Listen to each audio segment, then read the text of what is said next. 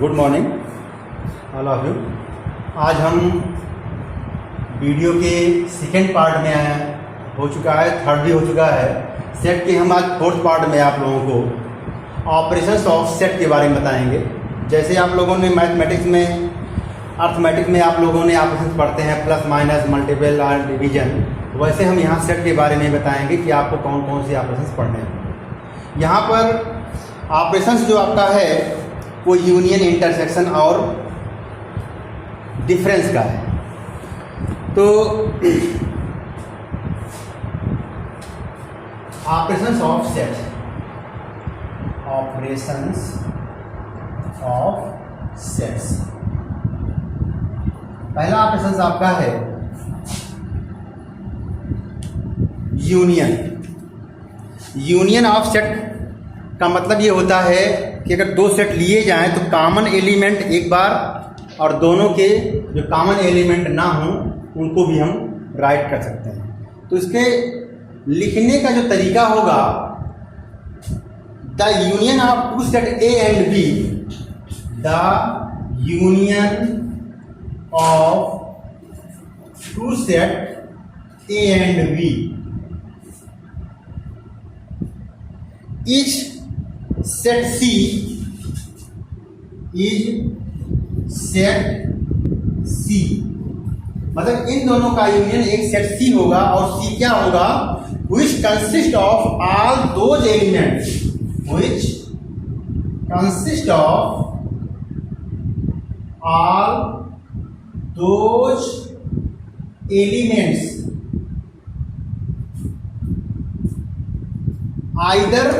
lie either A or either B, lie either A or in B, lie either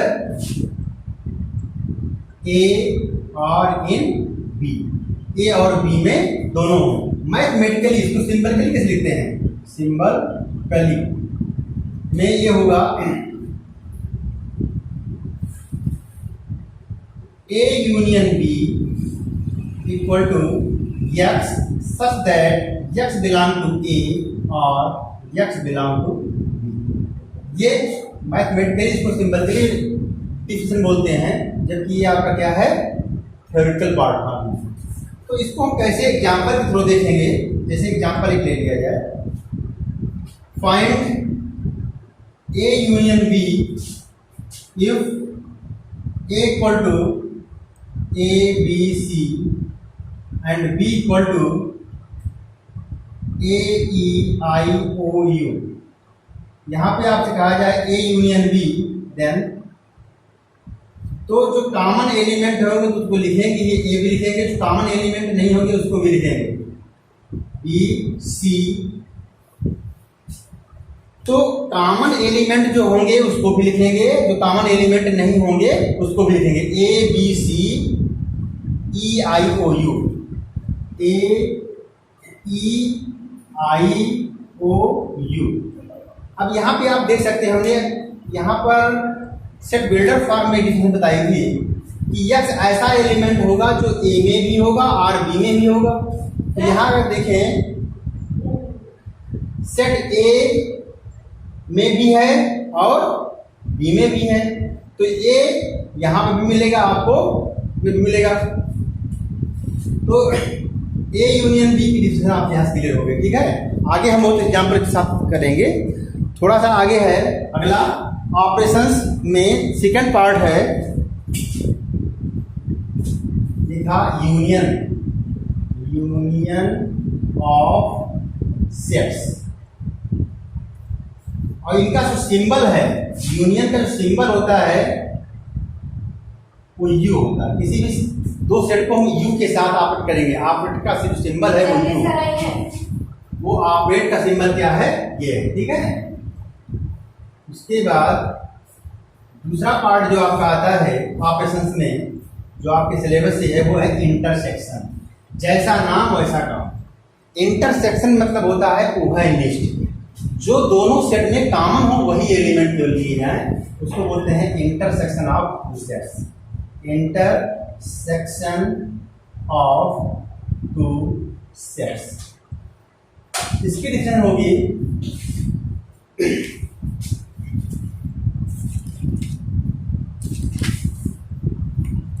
the intersection of two set A and B, the intersection of two sets A and B is the set of all those elements, is the set of all those elements which belong to A and B, which belong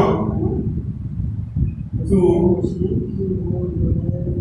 both A and B। ठीक है, इसको symbol के लिए क्या लिखेंगे?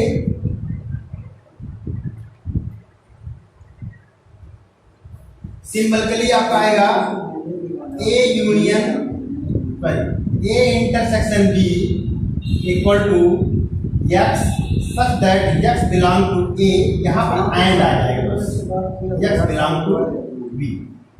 इसका example करते हैं, if A union A equal to 1 5 6 9 and B equal to 5 6 9 10 12, A union B equal to आपका मिलेगा जो कॉमन होंगे 5 6 9 5 6 9।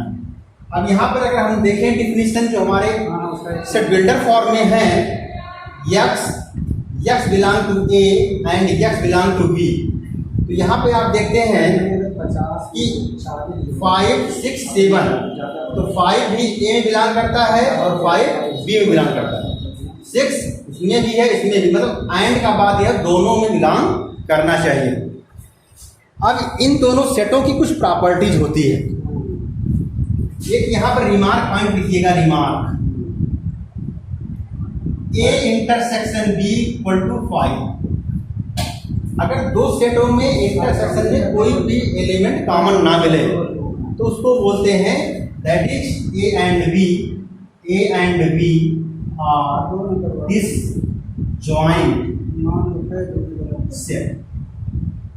तो ये डिसजॉइंट सेट कहलाता है ना, अगर कोई कॉमन एलिमेंट ना हो तो उनको हम क्या बोलेंगे? डिसजॉइंट सेट कहते हैं। अब इनकी कुछ प्रॉपर्टीज होती है, प्रॉपर्टीज यूनियन की पहले प्रॉपर्टी बताएंगे फिर हम इसकी बताएंगे।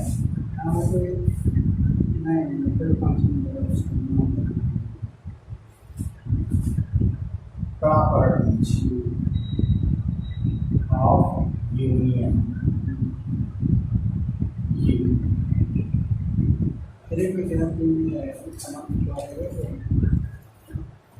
कम्यूटेटिव लॉ होल्ड करता है। पहला प्रॉपर्टी है कि A union B equal to B union C, इसको बोलते हैं कम्यूटेटिव लॉ।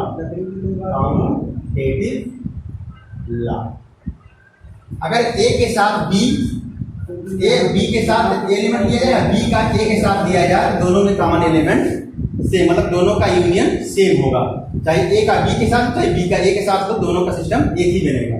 दूसरा है एसोसिएटिव लॉ होल्ड करेगा, A यूनियन B का whole union C, A union whole union B union C, इसको बोलते हैं एसोसिएटिव लॉ। क्यों एसोसिएटिव लॉ? क्यों? अगर हम A यूनियन B पहले ले लें फिर बाद में C के साथ यूनियन ले लें, वही वैल्यू होगी जो A का यूनियन B और C के साथ लेंगे, इसको बोलते हैं एसोसिएटिव लॉ। फिर आइडेंटिटी का मतलब होता है ऐसा सेट लिया जाए कि किसी भी सेट के साथ ऑपरेट किया जाए यूनियन के साथ, वही एलिमेंट वही सेट बचे, तो उसको बोलते हैं फाई।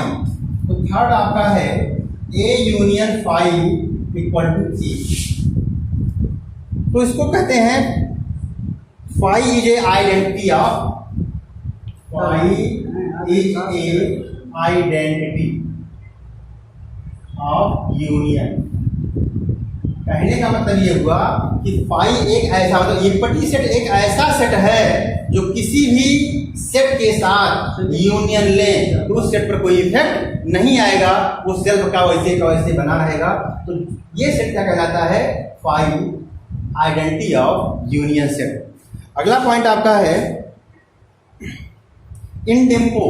इसको बोलते हैं अगर ए का ए के साथ लिया जाए, A union A equal to A, मतलब कोई सेट अगर अपने के साथ सेट का यूनियन लेता है तो वही मिलेगा। तो बोलते हैं आई डेम्पो टेंट, आई डेम्पो, ठीक है, आई डेम्पो टेंट ला। उसके बाद लास्ट पार्ट आपका है कि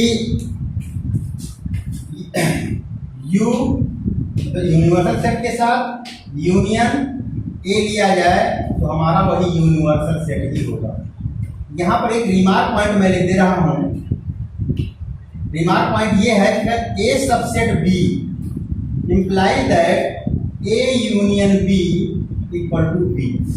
मोस्ट इंपॉर्टेंट पार्ट है ये। अगर ए बी का सबसेट है तो ए यूनियन बी जो होगा वो बी ही होगा। अगर इंटरसेक्शन लिया जाएगा तो वहाँ ए होगा, ठीक है। ये हुआ प्रॉपर्टी ऑफ यूनियन की। जैसे इसमें प्रॉपर्टी ऑफ यूनियन की बताए हैं वैसे इंटरसेक्शन की आएगी। तो प्रॉपर्टी ऑफ इंटरसेक्शन,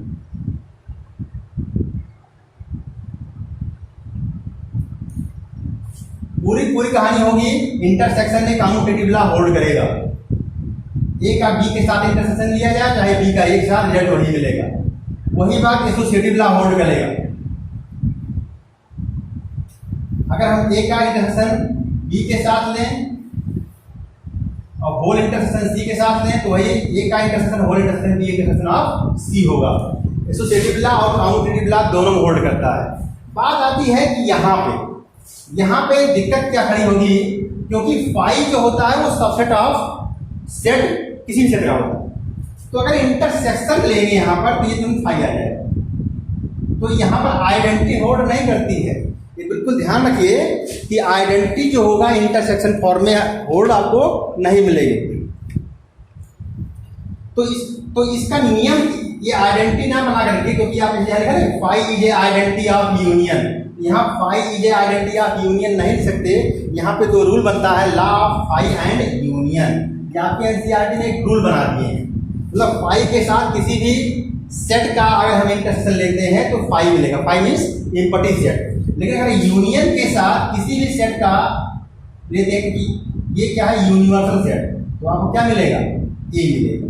तो इसको बोलते हैं फाई एंड यूनिवर्सल रूल। क्या बोलेंगे? Phi and universal rule. अब इसमें भी वही है इनडेम्पोटेंट, मतलब किसी भी सेट अपने के साथ इंटरसेक्ट में वही आएगा। दो सेट अपने आप, तो क्या बोलेंगे इसको? एक इसमें बात आप फिर आपकी बनती है जिसको बोलते हैं डिस्ट्रीब्यूटिव लॉ। डिस्ट्रीब्यूटिव में वो फिर में आप बनता है कि A intersection B union C equal to A intersection B का whole union A intersection C. इसको बोलते हैं distributive law intersection over union. उसको एक वर्ड में क्यों लिखते हैं? Distributive law.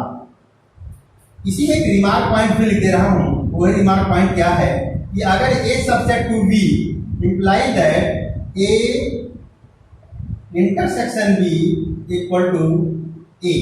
मोस्ट इंपॉर्टेंट, दोनों में हमने रिमार्क लिखा दी है। दोनों में ये पीजीटी स्तर में बहुत जबरदस्त क्वेश्चन से निकल के आता है। आगे जब आप पीजीटी की तैयारी वगैरह करेंगे ये क्वेश्चन जरूर निकाल पूछेगा, उसमें एक क्वेश्चन जरूर फंसा देता है इसको। आगे फिर ये प्रॉपर्टी यूनियन और इंटरसेक्शन की हो गई। एक ऑप्शन आपका बचा हुआ है, उसको बोलते हैं डिफरेंस ऑफ टू सेट्स। तो सेकंड थर्ड में है difference of two set. Difference of two set. Difference of two set में ऐसा है कि अगर दो सेट ए एंड बी हों तो उसका डिफरेंस जो होगा एक सेट होगा और वो सेट के एलिमेंट केवल वही एलिमेंट होंगे जिस सेट से डिफर किया गया होगा और वो नंबर खत्म हो गए होंगे। जैसे हम एग्जांपल दे देते हैं, अगर a माइनस बी किया जाए तो इसमें से b के जो कॉमन एलिमेंट होंगे वो निकल जाएंगे, बचा हुआ एलिमेंट a माइनस बी कहलाएगा। अगर b माइनस a किया जाए तो a और b का जो कॉमन एलिमेंट होंगे वो डिलीट हो जाएंगे, b का बचा हुआ एलिमेंट क्या रहेगा। तो इसको हम कैसे डिफिनेशन के रूप में लेते हैं, तो लिखिएगा the difference of two set, the difference of two sets A and B is a set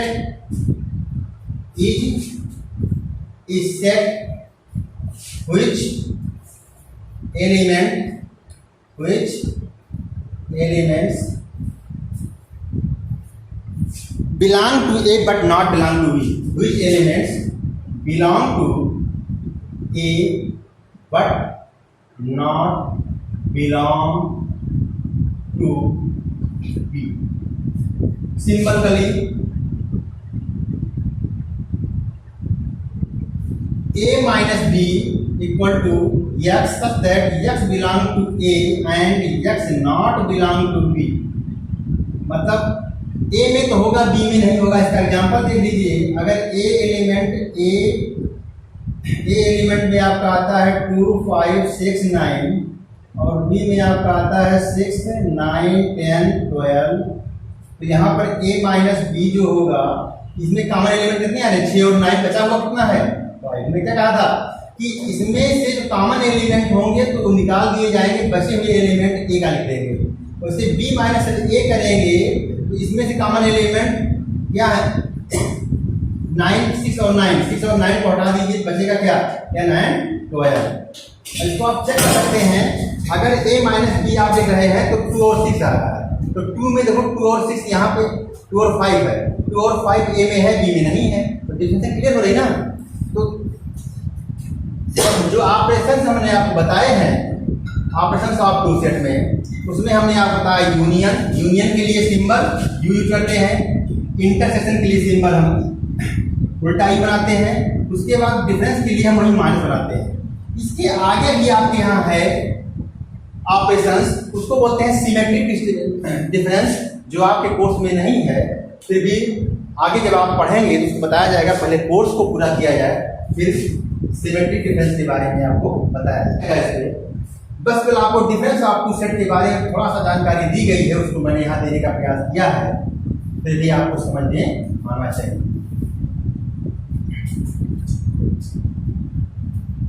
उसके बाद वेन डायग्राम।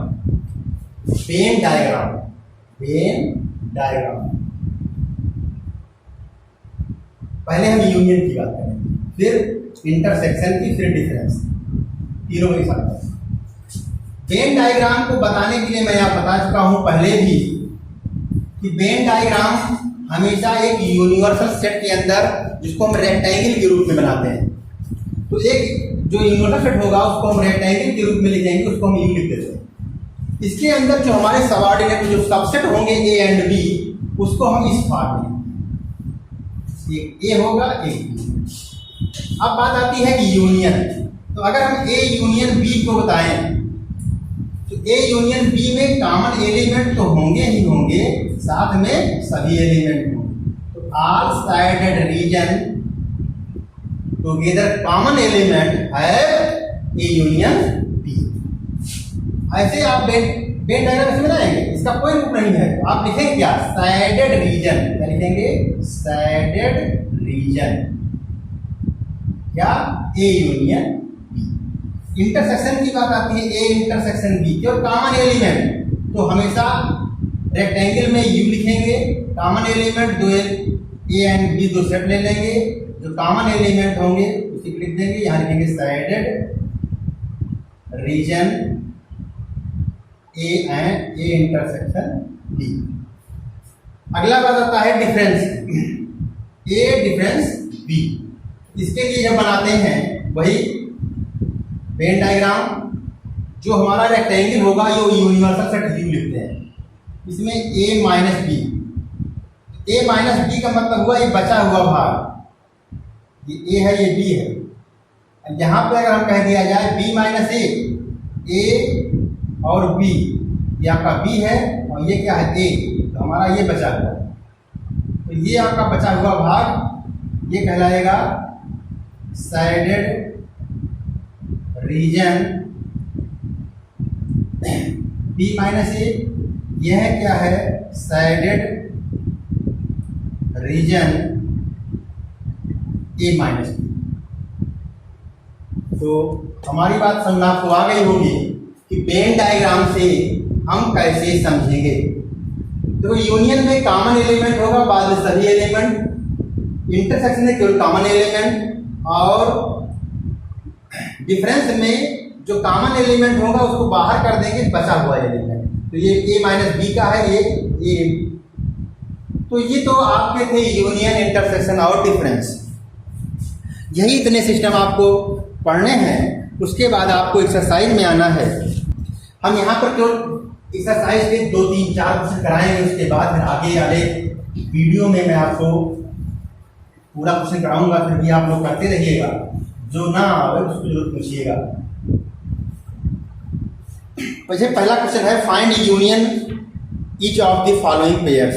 तो पहला क्वेश्चन देखिए एनसीईआरटी में एक्सरसाइज 1.4 एनसीईआरटी। पहला क्वेश्चन है x यूनियन y। कर लेंगे 1, 2, 3, 5 जो कॉमन एलिमेंट है ये आप थर्ड कर लेंगे। थर्ड सेकंड वाला सब करेंगे। थर्ड में क्या है कि ये जो थर्ड है ये थोड़ा देखिएगा, ये उसके फॉर्म दे रखा है सेट बिल्डर फॉर्म में। जब सेट बिल्डर फॉर्म में आता है तो थोड़ी सी प्रॉब्लम आती है। जब सेट बिल्डर फॉर्म में होता है थोड़ी प्रॉब्लम आती है, तो उसको हम सिंपल पे लिख देते हैं ए और बी। जो सेट बिल्डर फॉर्म में है उसको हम क्या बनाएंगे, पहले रोटर फॉर्म बना देंगे। लिखा हुआ x सच दैट एक नेचुरल नंबर मल्टीपल ऑफ 3। तो 3 का मल्टीपल 3 6 9 एंड सो ऑन। और बी जो पार्ट दे रखा है नेचुरल नंबर लेस देन 6। तो नेचुरल नंबर 1 2 3 4 5 6। अब यहाँ पर इंटरसेक्शन लेना है, A intersection sorry union A union B. तो ये निकल के आएगा 1 2 3 4 5 6 केवल एंड 6 9 12 एंड सो ऑन। यहाँ पे फाइनाइट है, ध्यान रखिएगा। एक फाइनाइट सेट है, एक इनफाइनाइट। और यूनियन में क्या बन जाएगा इनफाइनाइट सेट। इसको नोट कर लीजिएगा, एक फाइनाइट सेट है एक इनफाइनाइट। अगर यूनियन लेंगे तो इनफाइनाइट हो जाएगा, क्योंकि जो इनफाइनाइट सेट है उसके एलिमेंट बचे रह गए, उनको मैं छोड़ दूंगा। इसको हम उसके रूप में लिखेंगे, सेट बिल्डर फॉर्म में लिखेंगे x such that x is a natural number natural number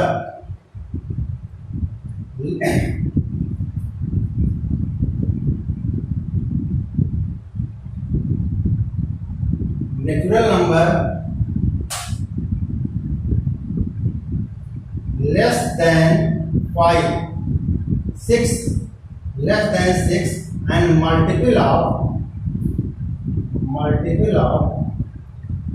are लगाइएगा यहाँ आर मल्टीपल ऑफ 3 एंड लगा देंगे तो यहीं तक सीमित हो जाएगा, और आर लगाएंगे आगे बढ़ जाएगा।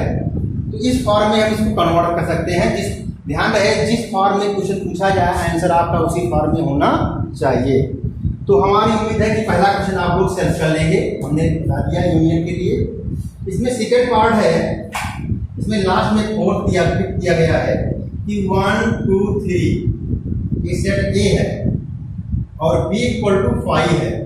तो A union B equal to क्या होगा, कॉमन एलिमेंट जो होंगे 1 2 3 आप बता देना। बी ए का सबसेट हो तो A union B equal to A ही होगा। ये आपका दूसरा पार्ट एक रिजल्ट है। ए इक्वल टू आपको दे रखा है A B and B equal to आपको दे रखा है ए बी सी। तो यहाँ पे है A subset to B, yes. Then A union B equal to B equal to A B C. ये रिजल्ट है। ध्यान रहे, ये रिजल्ट है, रिमार्क पॉइंट मैंने आपको बताया था, इस रिजल्ट को आप यूज कर लीजिए। इसी तरीके से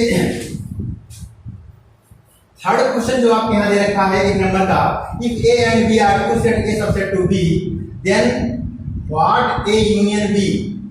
तो बस ये वही रिजल्ट अभी आपको रिमार्क में दिखाया था, अगर ए सबसेट टू बी है तो imply that A union B equal to B होगा, क्योंकि पूरे एलिमेंट कंटेन करते हैं तो यूनियन के साथ बचा हुआ एलिमेंट बी ही मिलेगा। ये एक रिजल्ट के रूप में है, रिमार्क लिखा चुका हूँ, ये बहुत इंपॉर्टेंट है कंपटीशन व्यू के। नेक्स्ट पार्ट आपका है फोर्थ, ए बी सी और डी। तो ए बी सी आप डी आपको दे रखा है, इसका यूनियन आप देख लें और फोर्थ क्वेश्चन पे आप करने का प्रयास कीजिएगा, fourth and fifth with homework, ठीक है। नेक्स्ट वीडियो में मैं आपको मिलूंगा फिर से यहीं से आगे जोड़ के, और क्योंकि आप पहले पार्ट से इसको पढ़ेंगे तभी आपको सेट समझ में आएगा, क्योंकि बीच से कोई भी पार्ट उठाएंगे क्योंकि आपके लिए नया है सेट, और सेट जब नया होता है तो आप कुछ कर नहीं पाएंगे बीच से। तो शुरुआत से पार्ट 1, पार्ट 2, पार्ट 3, पार्ट 4 में आएंगे तब आपको समझ में आएगा। सेट एक ऐसा चैप्टर है जो आपको बड़ा इंटरेस्ट देता है, बड़ा मजा आता है इसको पढ़ने में, लेकिन बस रुचि आपकी होनी चाहिए। तो उम्मीद करता हूँ कि आप इसमें रुचि पैदा करेंगे और पढ़ेंगे। नेक्स्ट वीडियो के साथ आपको मिलेंगे फिर आगे, इसको देखें, सब्सक्राइब करें और शेयर। थैंक यू, धन्यवाद।